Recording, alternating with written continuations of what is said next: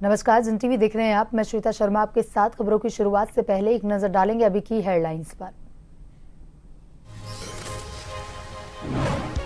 Film अभिनेता धर्मेंद्र के निधन की खबर गलत। हेमा मालिनी और बेटी ईशा ने एक्स पर पोस्ट कर दी जानकारी। ब्रीच कैंडी अस्पताल में है अभिनेता भर्ती।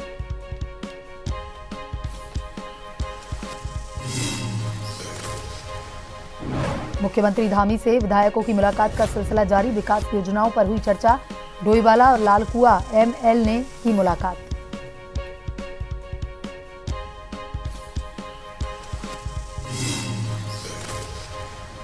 दिल्ली में ब्लास्ट के बाद उत्तराखंड में अलर्ट जारी। पुलिस आने जाने वाले वाहनों की कर रही है तलाशी। रेलवे स्टेशन, बस स्टैंड और होटलों में सर्च।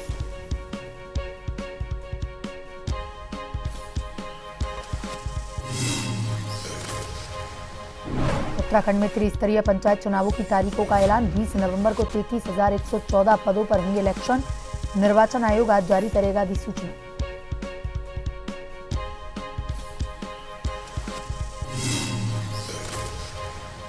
उधम सिंह नगर में 2 साल की मासूम लापता। तलाश में पुलिस जुटी। फॉरेंसिक टीम, डॉग स्क्वाड जांच में जुटी। 24 घंटे बीत जाने के बाद भी नहीं लग सका पता।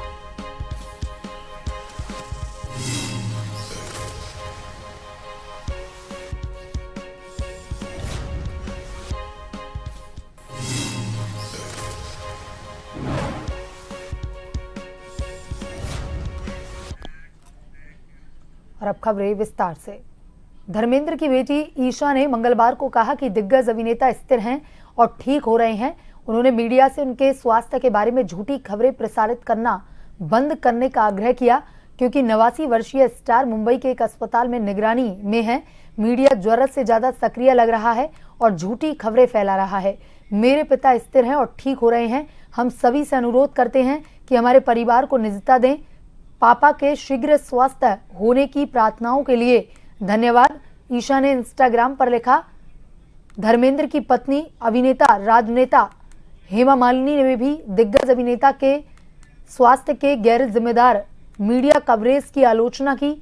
जो हो रहा है वह अक्षम्य है। जिम्मेदार चैनल एक ऐसे व्यक्ति के बारे में झूठी खबर कैसे फैला सकते हैं जो इलाज का असर दिखा रहा है और ठीक हो रहा है। यह बेहद अपमानजनक और गैर जिम्मेदाराना है। कृपया परिवार और उनकी निजता की जरूरत का पूरा सम्मान करें, मालिनी ने एक्स पर पोस्ट किया। उनके बयान रक्षा मंत्री राजनाथ सिंह, उत्तर प्रदेश के मुख्यमंत्री योगी आदित्यनाथ और गीतकार जावेद अख्तर सहित कई प्रमुख हस्तियों द्वारा एक्स पर श्रद्धांजलि पोस्ट करने के बाद आए, जबकि परिवार ने धर्मेंद्र के निधन की खबरों का खंडन किया।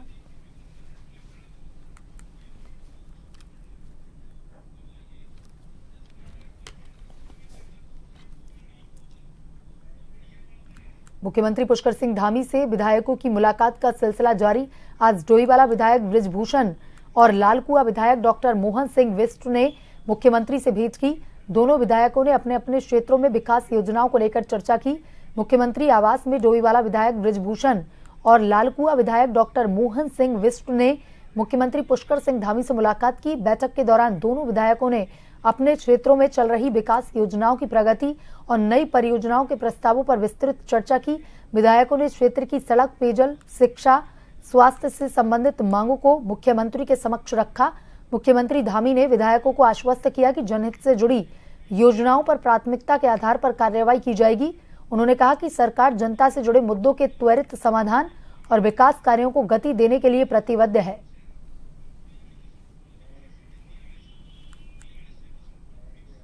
दिल्ली के लाल किले के पास हुए बम धमाके के बाद प्रदेश की पुलिस भी पूरी तरह से अलर्ट मोड पर आ गई है। सुरक्षा एजेंसियों द्वारा सभी जिलों में निगरानी बढ़ा दी गई। देहरादून सहित राज्य भर में पुलिस ने चौकसी कड़ी कर दी। भीड़भाड़ वाले इलाके, बॉर्डर क्षेत्र, बस अड्डे, रेलवे स्टेशनों पर लगातार चेकिंग अभियान चलाया जा रहा है। राजधानी देहरादून में पुलिस सभी वाहनों की तलाशी ले रही है। वहीं स्टेशन, बस स्टैंड और ऑटो स्टैंड पर आने जाने वालों पर भी कड़ी नजर रखी जा रही है।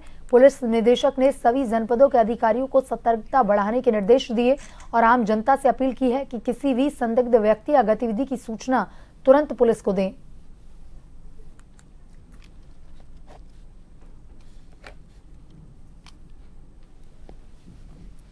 ब्लास्ट की घटना हुई है, जिसको देखते हुए उत्तराखंड में भी माननीय डिप्टी महोदय द्वारा भी सभी को निर्देश जारी किए गए हैं। सभी जनपदों में भी खासकर ऐसे स्थान जहाँ पर भीड़भाड़ के स्थान हो, ट्रेन हो, बस स्टैंड हो या मॉल्स है, इस तरह की चीज़ों की तो सभी अधिकारियों को निर्देशों के क्रम में चेकिंग लगाई गई है। हमारा जो BD स्क्वाड है इनको भी लगाया गया है, चाहे डॉग स्निपर डॉग्स हैं इनको भी लगाया गया है और ये चेकिंग निरंतर जो आगे अगर कोई इनपुट प्राप्त होता है तो उसके हिसाब से भी की जाएगी। और ऐसी कोई भी संदिग्धता जो देखने को मिलती है, खासकर ऐसी जब बड़ी घटनाक्रम होता है तो उसको देखते हुए भी पुलिस को हाई अलर्ट पर रखा गया।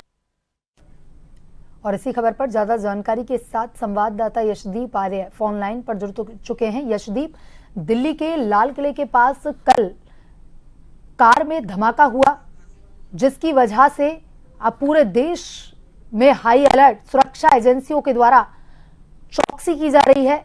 देहरादून में क्या कुछ सुरक्षा की इंतजाम किए गए हैं, क्या कुछ वहां पर नजर आ रहा है सुरक्षा को लेकर के?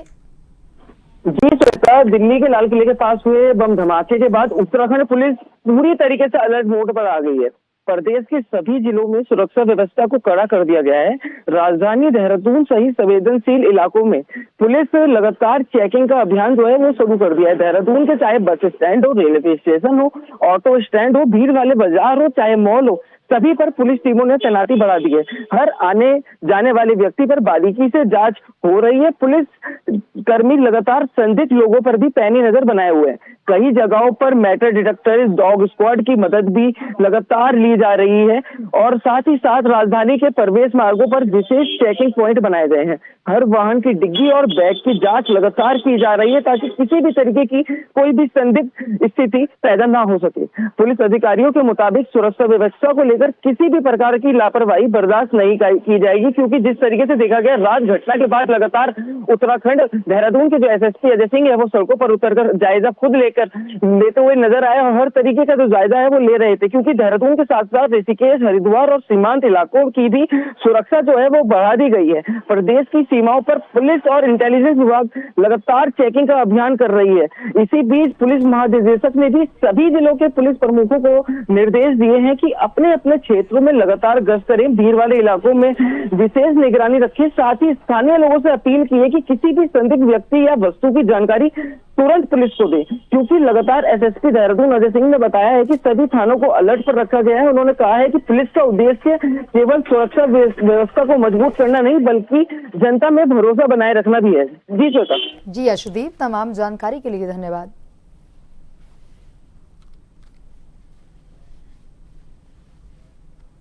दिल्ली के लाल किले के पास कार में हुए धमाके के बाद पूरे देश में सुरक्षा एजेंसियां अलर्ट मोड पर हैं। उत्तराखंड में भी सुरक्षा के कड़े इंतजाम हैं और इसी क्रम में लालकुआ कोतवाली पुलिस ने देर रात लालकुआ रेलवे स्टेशन पर सघन चेकिंग अभियान चलाया। दिल्ली में हुए धमाके के बाद उत्तराखंड पुलिस को हाई अलर्ट पर रखा गया।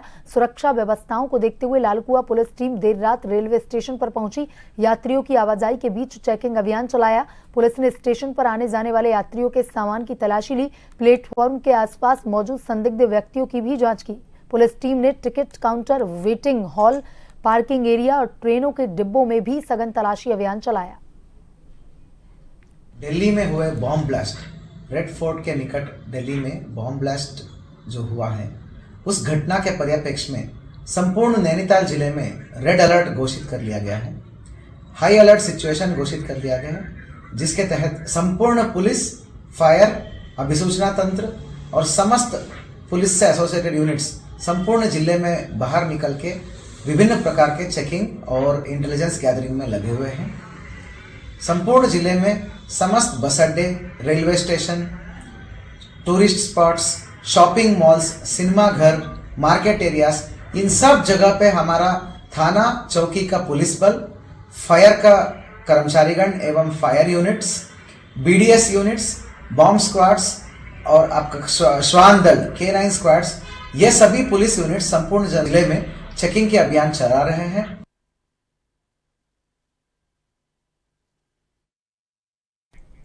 देश की राजधानी दिल्ली के लाल किले के पास हुए बम धमाके के बाद पूरे देश में सुरक्षा एजेंसियां अलर्ट मोड पर नजर आ रही हैं।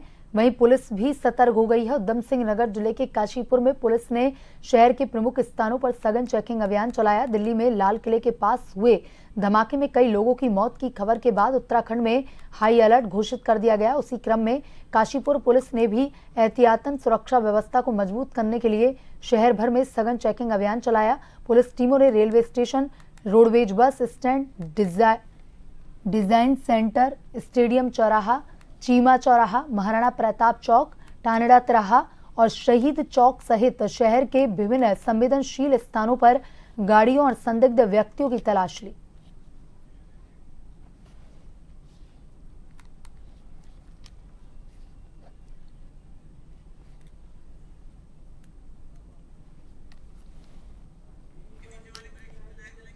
घटना के मद्देनजर एसएसपी उधम सिंह नगर सर के द्वारा लगातार सभी संवेदनशील स्थानों या भीड़भाड़ वाले स्थानों की चेकिंग करने के निर्देश दिए गए थे। उन्हीं निर्देशों के अनुपालन में लगातार सिविल पुलिस, जीआरपी, आरपीएफ सभी के द्वारा अपने अपने जो एरिया ऑफ रिस्पॉन्सिबिलिटी है उसमें निरंतर चेकिंग कराई जा रही है। साथ ही आम जनमानस को भी सतर्क किया जा रहा है, जागरूक किया जा रहा है कि वो अगर अपने आसपास किसी भी तरह का कोई लावारिस वस्तु अगर देखते हैं तो तत्काल पुलिस को सूचना दें।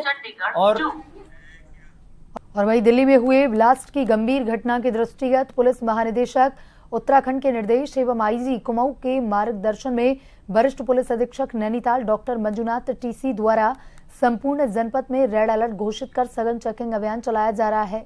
एसपी हल्द्वानी मनोज के नेतृत्व में अलग अलग टीमें गठित की गई हैं, जिनमें पुलिस फायर यूनिट, अभिसूचना तंत्र, VDS squad, bomb disposal team व पुलिस फोर्स शामिल है।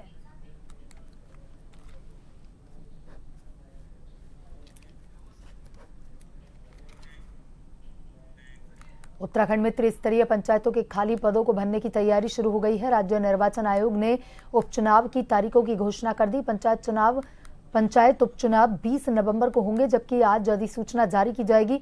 निर्वाचन आयोग के अनुसार 13 और 14 नवंबर को नामांकन पत्र दाखिल किए जाएंगे। राज्य की ग्राम पंचायतों में कुल 33,114 पद वर्तमान में खाली हैं। रिक्त पदों को भरने के बाद 4,843 ग्राम पंचायतों का पुनर्गठन किया जाएगा। निर्वाचन आयोग के अनुसार नामांकन पत्रों की जांच 15 नवंबर को होगी और नाम वापसी की अंतिम तिथि 17 नवंबर तय की गई है। मतदान 20 नवंबर को और मतगणना 21 नवंबर को संपन्न करवाई जाएगी। राज्य निर्वाचन आयुक्त कार्यालय ने जिला प्रशासन को चुनाव संबंधी तैयारियों को समय पर पूर्ण करने के निर्देश दिए। पंचायत उपचुनावों के बाद राज्य में त्रिस्तरीय पंचायत व्यवस्था को फिर से पूर्ण गठन के रूप में कार्यशील किया जाएगा।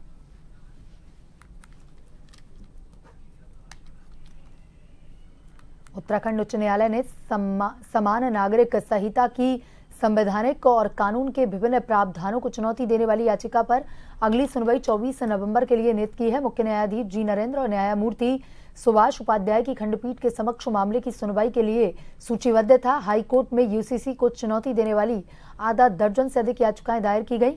भीमताल निवासी सुरेश सिंह नेगी ने अपनी याचिका में लिव इन रिलेशनशिप से जुड़े प्रावधानों को चुनौती दी। वहीं देहरादून निवासी ने याचिका दायर कर कहा कि मुस्लिम, पारसी और अन्य समुदाय के वैवाहिक पद्धतियों की यूसीसी में अनदेखी की गई। हाईकोर्ट ने इन सभी याचिकाओं को एक साथ सुनने का निर्णय लिया है और राज्य सरकार से इस संबंध में अपना पक्ष स्पष्ट करने को कहा। मामले की अगली सुनवाई 24 नवंबर को होगी।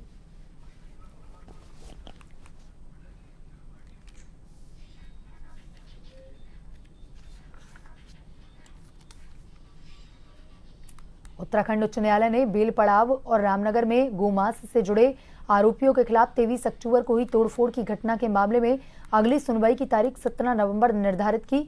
अदालत ने इस दौरान संबंधित अधिकारियों को कोर्ट में उपस्थित होने के निर्देश दिए।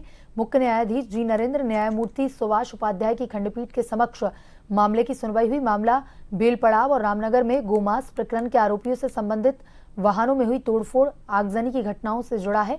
पूर्व में एक वाहन स्वामी कंपनी को सुरक्षा देने के मामले में दायर याचिका पर सुनवाई करते हुए अदालत ने राज्य सरकार को प्रगति रिपोर्ट प्रस्तुत करने के निर्देश दिए थे। अब इस पूरे मामले में अगली सुनवाई 17 नवंबर को होगी, जिसमें सरकार को विस्तृत प्रगति रिपोर्ट कोर्ट में पेश करनी होगी।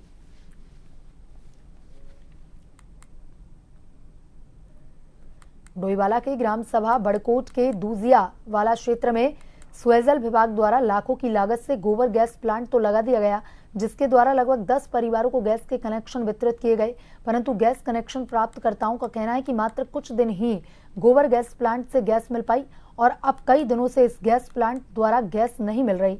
स्थानीय लोगों का मानना है कि उचित रखरखाव न होने के कारण समय से टैंक में गोबर नहीं डाला जाता, जिससे गैस निर्माण नहीं हो पाता। अब सवाल यही खड़ा होता है कि आखिर किस तरह से लापरवाही के चलते सरकारी धन का दुरुपयोग किया जाता है। वहीं ग्राम प्रधान दीक्षा भट्ट ने कहा कि पिछले वर्ष पूर्व प्रधान के कार्यकाल में इसका निर्माण किया गया था। जल्द ही समिति बनाकर इसके उचित रखरखाव की व्यवस्था की जाएगी।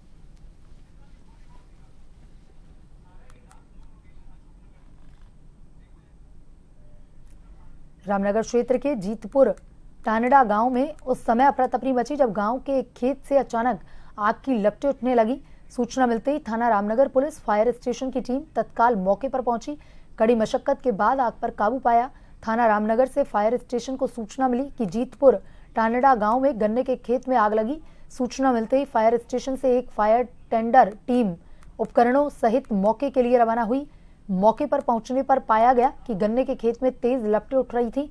हवा के तेज झोंकों के कारण आग तेजी से फैल रही थी, जिसके चलते आसपास की फसलों को भी खतरा उत्पन्न हो गया।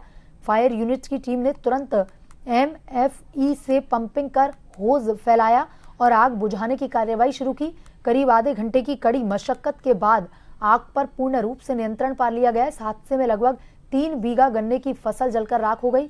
खेत स्वामिनी शंकरा देवी ने प्रारंभिक अनुमान के आधार पर करीब 1 लाख रुपए की आर्थिक क्षति की बात कही।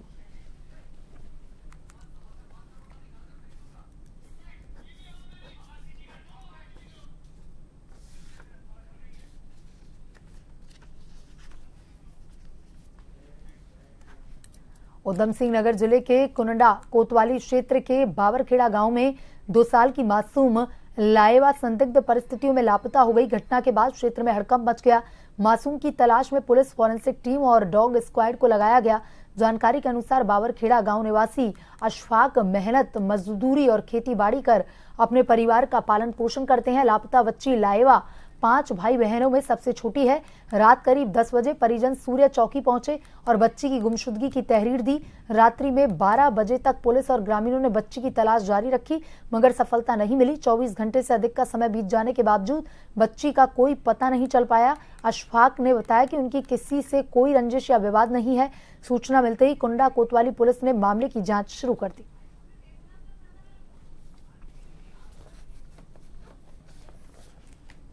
के बाबरखेड़ा से अशफाक जी ने हमको सूचना दी कि कल दिन दोपहर 3 साढ़े 3 बजे से उनकी 2 वर्षीय बच्ची जो है वो गुमशुदा है और काफी तलाश उन्होंने की तो उनको कहीं भी मिल नहीं पाई है। आज सुबह उन्होंने पुलिस को सूचना दी तो पुलिस ने तहरीर के आधार पर मुकदमा पंजीकृत कर लिया गया है और बच्ची को ढूंढने के हर संभव प्रयास जो पुलिस के द्वारा किए जाते हैं वो किए जा रहे हैं। आप पीछे भी देख सकते हैं हमारी FSL टीम, डॉग स्क्वाड यहाँ पर है और बच्ची को ढूंढने के सारे प्रयास किए जा रहे हैं। मैं गया वहाँ पे गया सर, तो क्या नाम लेगा मेरी बच्ची, मैंने घर आकर बच्चे से पूछा मैंने तुमने कहाँ छोड़ दी, ये है मैंने थोड़ी बिगड़ा दी आकर मैं, तो बच्चे बोले ना हमने तो अब्बू यहीं देखी थी, यहाँ पे पटले पे तक गई थी सर। और फिर उसके बाद क्या नाम ले मैं हमने फिर ढूंढा पूंढा बन के कहा है तो हमने बच्चे में रोआ पीटी पड़ गई। फिर मस्जिद में मैंने अलाउंस करवाया सर। फिर छोटा वाला मैच जो होता है उससे पूरे गांव में अलाउंस करवाया, लालपुर में अलाउंस करवाया, श्यामनगर में अलाउंस करवाया और सर सब में बच्ची का कहीं पता नहीं लगा। 10 बजे के बाद हमने चौकी में तहरीर दी।